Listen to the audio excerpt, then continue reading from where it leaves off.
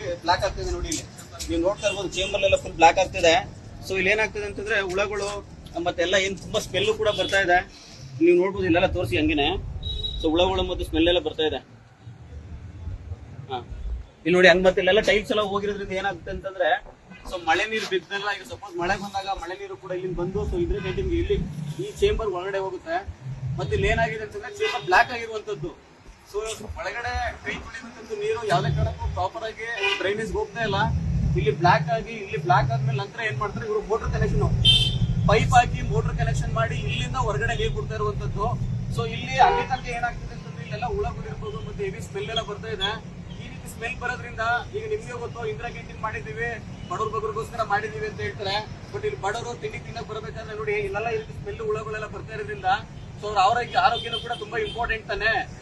2 ತಿಂಗಳಿಂದ ಸರ್ 2 ತಿಂಗಳಿಂದ ನಾನು ಮೆಕ್ಯಾಪೇಟ್ ತಗೊಂಡು ಹೋಗ್ತಾ ಇದ್ದೀನಿ. ಅದು ಯಾರು ಆಕ್ಷನ್ ತಗೋತಾ ಇಲ್ಲ. ಪುರಸಭೆಯಾಗಲಿ ಇದಕ್ಕೆ ಸಂಬಂಧಪಟ್ಟ ಅಧಿಕಾರಿಗಳು ಯಾರು ಬಂದಿಲ್ಲ, ಯಾರು ತಗೋತಾ ಇಲ್ಲ. ಫುಲ್ ಸ್ಮೆಲ್ ಇದೆ. ರೋಗ ಬರೋದಂತೂ ಖಂಡಿತ. ಹೌದು. ಏನ್ ಬಡವ್ರಿಗೆ ಏನು ಈಗ 5 ರೂಪಾಯಿ ತಿಂಡಿ ಇರ್ಬೋದು, 10 ರೂಪಾಯಿ ಊಟ ಇರ್ಬೋದು ಅಂತ ಏನೋ ಮೆನ್ಷನ್ ಮಾಡಿದಾರೆ. ಬಟ್ ಇಲ್ಲಿ ಚೆನ್ನಾಗಿ ಬಂದು ತಿಂಡಿ ಊಟ ತಿನ್ನೋದಕ್ಕಿಂತ ರೋಗನ ಇಲ್ಲಿಂದನೇ ಕೊಂಡ್ಕೋಬಹುದು. ಆತರ ಫ್ರೀಯಾಗಿ ಇಲ್ಲಿಂದ ದುಡ್ಡು ಉಳಿಸ್ಕೊಂಡು ಹೋಗಿ ಹಾಸ್ಪಿಟಲ್ ಕಟ್ಬೇಕಾಗುತ್ತೆ. ಅಲ್ಲಿ ಇಲ್ಲಿ 5 ರೂಪಾಯಿ ಸಿಗುತ್ತೆ ಅಂತ ಇಲ್ಲಿ ತಿಂಡಿ ತಿನ್ಕೊಂಡು ಸೊ ಇಲ್ಲಿ ಸ್ಮೆಲ್ ಎಲ್ಲ ಕುಡ್ಕೊಂಡು ಅವಾಗ ನಾವು ಆರೋಗ್ಯಕ್ಕೂ ಹಾಸ್ಪಿಟಲ್